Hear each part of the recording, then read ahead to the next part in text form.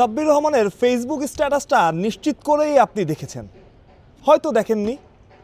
সাব্বির রহমান কাকে বা কাদের জোকার বললেন সেটা তিনি হয়তো ভালো বলতে পারবেন, তবে তার স্ট্যাটাসের নিশ্চিত করেই কোনো কারণ আছে। যেমনটা তিনি দিয়েছিলেন বিপিএলে ঢাকা ক্যাপিটালসের দল নিশ্চিতের আগে, একটা ইমোজি দিয়ে ঢাকার জার্সি পরে একটা ছবি সাব্বির রহমান আপলোড করেছিলেন। অর্থাৎ কোনো ইঙ্গিত ছাড়া, কোনো কারণ ছাড়া সাব্বির এই স্ট্যাটাস দেননি, নিশ্চিত করেই তার পেছনে কোনো কারণ আছে।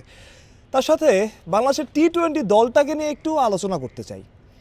টি-20 দলের ক্রিকেটার দরকার, শামীম পাটোয়ারিকে আপনারা বাদ দিয়েছেন, সেখানে মাহিদুল অঙ্কনকে নিয়েছেন। অঙ্কন গেল বিপিএলে খুবই ভালো খেলেছে, ইভেন বিপিএলের আগে যত ডোমেস্টিক টুর্নামেন্ট হয়েছে অঙ্কন সেখানে পারফর্ম করেছে, এটা নিয়ে কোনো সন্দেহ নাই। কিন্তু আমার প্রশ্নটা হচ্ছে, যখন অঙ্কন ফর্মে ছিল তখন আপনারা কেন তাকে খেলালেন না? এখন হয়তো যুক্তি হতে পারে যে মিডল অর্ডারে এমন একজন ব্যাটসম্যান দরকার যিনি ধরে খেলতে পারেন। হ্যাঁ, সেটা অঙ্কন পারেন, কিন্তু যখন তিনি ফর্মে ছিলেন তখন তাকে কেন খেলানো হলো না সুযোগ থাকার পরেও? অথচ এমন একটা সময় অঙ্কনকে দলে নেওয়া হলো যখন তিনি আনফর্চুনেটলি ফর্মে নাই। একটা প্লেয়ার বা একটা ক্রিকেটার যখন ফর্মে না থাকে তখন তার জন্য ডোমেস্টিকে পারফর্ম করাই কঠিন হয়ে যায়, সেখানে তো ইন্টারন্যাশনাল ক্রিকেট। সেখানে আপনি চাইলে সাব্বির রহমানকে নিতেই পারতেন, সাব্বির রহমানকে সেখানে নেওয়াই যেত। অন্য অনেকে বলবে যে অঙ্কন খারাপ খেলেছে, অঙ্কন খারাপ ক্রিকেটার, সেটা আমি বলবো না। অঙ্কন যথেষ্ট পারফর্ম করেছে গেল বিপিএল এবং তার আগে, তখন যদি অঙ্কনকে নেওয়া হতো দলে সেটা যুক্তিযুক্ত হতো। কিন্তু এখন যেখানে একজন ক্রিকেটার ফর্মে, এটা তার উপর চাপ তৈরি করবে। কালকে রাতে ছেলেটা ফিরেছে কাতার থেকে, সকালে চট্টগ্রামের বিমান ধরেছে।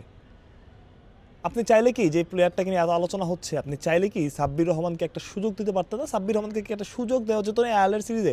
হ্যাঁ, যদি আয়ারল্যান্ড সিরিজে তিনি ফেল করতেন তাহলে আপনি তাকে বাদ দিয়ে দিতেন, কোনো সমস্যা নেই। কিন্তু সুযোগ থাকার পরেও এমন একটা সিরিজে, যে সিরিজে বাংলাদেশ অনেক এগিয়ে, নিজের ঘরের মাঠে খেলা, আয়ারল্যান্ডে চাইতে বাংলাদেশ শক্তিশালী, সব কিছু ঠিকঠাক, সেখানে চাইলেই তো সাব্বিরকে সুযোগ দেওয়া, সেই সুযোগটা সাব্বির রহমান পেলেন না। যদিও আলোচনা ছিল যে সাব্বির খেলবেন, সাব্বির খেলতে পারেন, সেই আলোচনাটা বরাবরের মতো আলোচনা অবধি সীমাবদ্ধ। আমি বলছি না যে সাব্বির রহমান যদি ফেরেন মহাভারত অশুদ্ধ হয়ে যাবে বা এই টাইপের কথাবার্তা, এইসব বলছি না।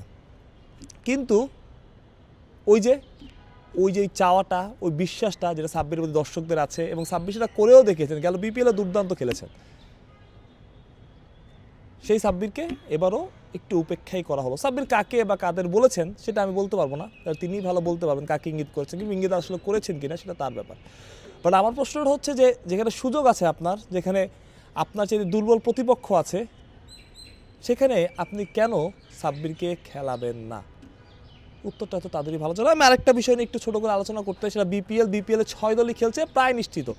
আমি নিশ্চিত, তারপর প্রায় বলছি, কারণ বিপিএলে হুট করেই সব কিছু চেঞ্জ হয়ে যায়। আমি এখন বললাম যে 6 দল খেলছে, একটু পরে ঘোষণা আসবে যে 5 দল, কারণ এরকম বহুবার হয়েছে। সবাই নিউজ করছে 19 তারিখ হবে ড্রাফট, 21 তারিখ, 23 তারিখ, তারপর শেষে 30 তারিখে হচ্ছে। এখনও 30 তারিখ হবে কিনা সেটা নিয়ে অনেকের মনে শঙ্কা আছে। তারপর আমি আশা করছি 30 তারিখ ড্রাফটটা হবে। সুতরাং আমি একটা নিশ্চিত করে বললাম যে এই দল আসছে, এই দল খেলছে, সেটা আসলে পরে চেঞ্জ হয়ে যেতে পারে। সব কিছু ঠিকঠাক থাকলে সিলেট থেকে খেলা শুরু হবে, সেটা ভালো একটা ব্যাপার যে সিলেটকেই প্রাধান্য দেওয়া হচ্ছে, এবং সিলেট থেকে হয়তোবা প্রতিবার আমরা ঢাকা থেকে শুরু করি, এবার সিলেট থেকে শুরু করব, যেটা আসলে বিপিএলের গ্ল্যামারটাও হয়তোবা অনেকাংশে বাড়াতে পারে। এবং সিলেট ঘরের টিমই সেখানে খেলবে, সিলেটের টিমকে নিয়ে নতুন আশার সঞ্চার হয়েছে।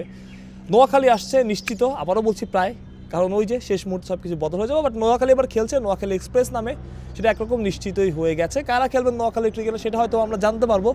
তবে এতটুকু বলতে পারি যে ভালো ক্রিকেটারের দিকেই নজর রাখছে নোয়াখালী এক্সপ্রেস দলটা, যেটা নোয়াখালীবাসীর জন্য ভালো খবর হতে পারে।